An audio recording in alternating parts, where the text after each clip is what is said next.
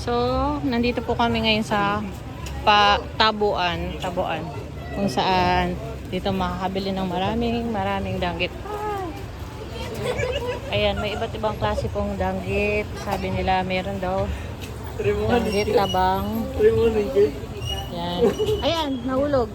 And yung mga danggit na alat. So, may mga iba't ibang klase ring size ng danggit. So, merong maliit lang.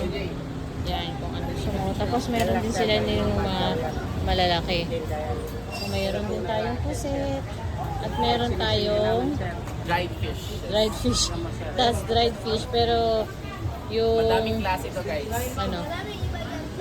Kuya, anong tawag doon? Kaya tawag dito. Palad flakes. Palad Palad flakes. flakes. Palad flakes. Vlogger siya, Yan. kuya. So, Si ano yan? Conquistador vlogger. Conquistador. eto yun. Palad flakes. Tapos may mga maliliit. Kasoy. Ay, hindi pala. Tapos, meron ding mga malalaki. Ayan. Ayan. So, ano po? Di malagkit yan? Ito. At meron tosino. Tosino ba yan? Papa. Ano daw siya? Parang, ano yan?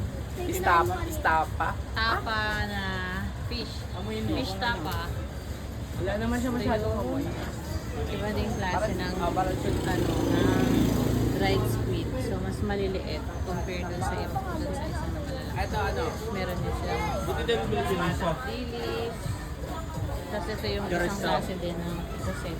Hindi siya, buo siya. Ayan, iba't ibang klase din po.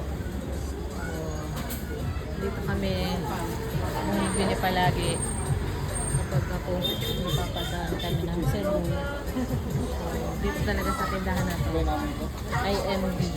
IMB store. Medyo marami na ngayon tao. And yan si Kuya. Baka next year kapag balik namin, kung makakabalik kami, nandito pa daw si Kuya kasi last year nandito rin siya. Yan. Yan guys. Ito din, may mga iba't ibang klase ding tindahan. So, marami talagang pagpipilian pero depende na po talaga sa inyo. Dito lang talaga kami mas madalas bumili kasi parang mas mura-mura din siya compared dun sa ibang tindahan sa sa kabilang side. So, ayun. So, sa mga pupunta ng Cebu, punta kayo ng Tabuan and look for ano pangalan ng tindahan nyo? IMB dried fish. Oh, IMB dried fish. Hanapin niyo si Kuya. Anong pangalan mo, Kuya? Alan po. Alan. Yan, si Kuya Alan.